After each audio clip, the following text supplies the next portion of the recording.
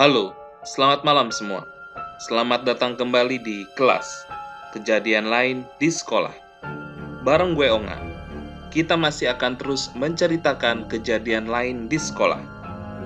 Setelah 2 episode kemarin, kelas ceritain kejadian-kejadian lain di sekolah pesantren. Episode 8 ini ada cerita yang bakal diceritain langsung dari narasumber.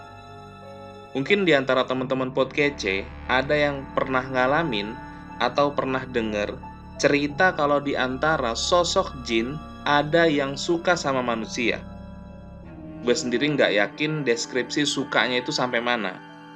Contohnya kayak cerita Ustadz Fatih di episode ke-7.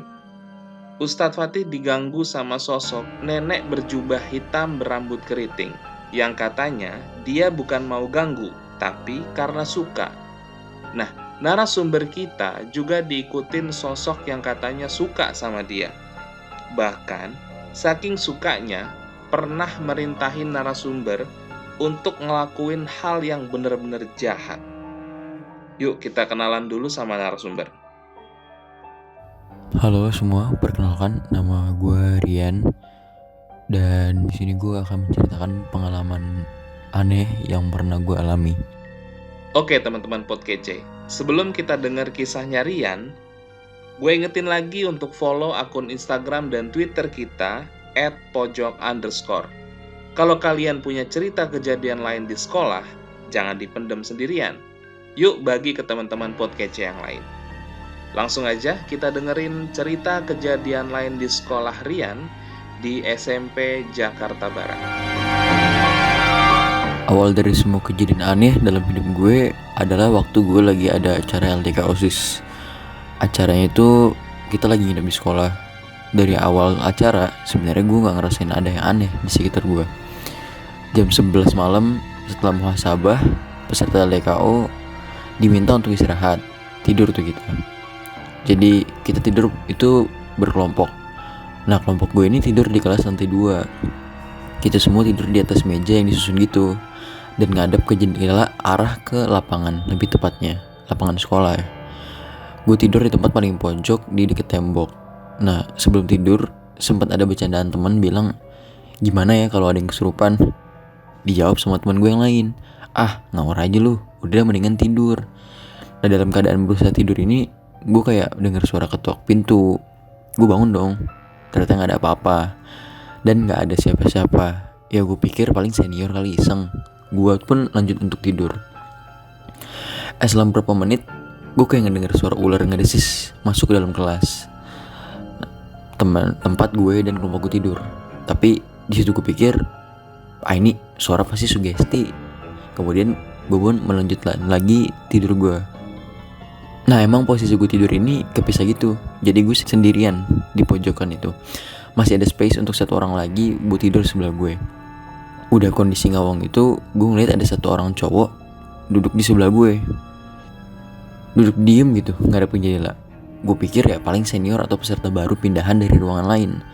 Gak gue rehin juga dan gue gak mikir macem-macem. Pas gue melek lagi, yang gue lihat tadi udah gak ada. Gue lanjut tidur lagi. Gak lama gue tidur, senior gue datang bawa satu peserta. Gue dengar katanya peserta itu ini digangguin. Tapi ya karena emang gue gak mikir yang macem-macem, gue lanjutin tidur gue. Waktu temen gue mulai ngaji karena gak bisa tidur, hentak gue kebangun, langsung gak sadarin diri. Ada yang bilang waktu itu gue kesurupan, mata gue berubah jadi merah. Ternyata kesurupan gue nular ke teman-teman yang lain. Total sekitar 8 orang yang kesurupan waktu itu. Dibantu guru-guru dan teman-teman, semua yang kesurupan dibawa ke musola buat diruqyah. Teman yang bantuin gue cerita sekitar 10 orang yang megangin gue lepas semuanya dari pegangan itu. Pelan-pelan satu persatu yang kesurupan mulai sadar. Tapi gue sadar gak lama. Setelah beberapa menit kemudian gue mulai kesurupan lagi. Paginya selesai semua acara ini, semuanya sebenarnya normal, gak ada kejadian apa-apa lagi. Bahkan sampai gue pulang ke rumah pun gak ada kejadian apa-apa. Sekitar seminggu setelah itu barulah gue mulai ditampakin. Gue ngeliat ada sosok perempuan Rambutnya ini bondol. Kalau mau dibayangin mungkin kayak anak masjid ya. Setelah gue bisa ngeliat sosok itu, gue jadi gampang dan sering kesurupan sebenarnya. Rentan banget. Saking seringnya banyak yang bilang gue pura-pura. Kesurupan gue ini jadi bahan bulian teman-teman gue satu angkatan. Jujur aja gue sempat depresi, stres, bahkan ada terlintas untuk bunuh diri karena hal ini. Gimana gak stres? Setiap dengar orang ngaji, gue ngerasa kepanasan. Jadi kan ngaji, suara azan aja bikin gue kepanasan. Akhirnya gue diajak untuk ruqyah sama orang tua gue. Dan kata Pak Ustaz yang bantu ruqyah, dia bilang kalau sosok cewek ini suka sama gue. Makanya kata nyokap gue, setiap kali surupan, tingkah gue, gerak-gerik gue kayak cewek. Nah, saat gue stres ini karena ejekan dan bulian dan teman-teman gue, sosok cewek ini makin jadi sebenarnya. Dia ngasih bisikin ke gue untuk ngebunuh temen gue itu yang sering ngatain dan ngebully gue soal kesurupan ini. Bukan cuman bisikan, dia malah nunjukin pakai apa dan gimana caranya. Itu bener-bener kelihatan, jelas gitu di otak gue. Mungkin orang bilang gue halusinasi, tapi yang gue rasakan itu nyata sebenarnya. Dan waktu itu gue nurut. Di hari itu pikiran gue gelap. Yang ada di otak gue cuma ngebunuh temen gue ini. Gue bawa pisau dapur ke sekolah, sama sekali gak ada rasa takut. Kemudian waktu istirahat zuhur, entah kenapa gue kepikiran untuk sholat dulu. Padahal itu pisau udah gue selipin di punggung gue. Dan syukur alhamdulillahnya, setelah gue sholat, gue sadar dan gue kaget. Gue ngeh kalau gue mau ngebunuh orang ini. Langsung gue urungin niat gue. Sebenarnya orang tua dan keluarga gue taunya gue udah sembuh. Tapi jujur, sosok itu masih ada di sekitar gue. Bahkan dia ngikutin kemanapun gue pergi. Lama kelamaan gue juga udah mulai terbiasa lah. Kalau tiba-tiba dia muncul, ada suara langkah kaki di rumah, atau apa aja hal aneh yang terjadi di sekitar gue udah paham. Itu dia seakan-akan ngasih tahu kalau dia ada di situ. Malah sebenarnya ada dua sosok yang selalu ngikutin gue. Yang satu laki-laki yang rasukin gue pertama kali waktu LDKO di sekolah sama si cewek ini. Gokil. Tapi lu ngerasa risih gak sih karena mereka ngikutin lu terus gitu? Awalnya gitu kak, tapi ya udah sekarang kayak udah terbiasa aja. Tapi sebelum LDKO itu, pernah nggak lo ngalamin hal-hal aneh, mistis gitu? Nggak pernah sih.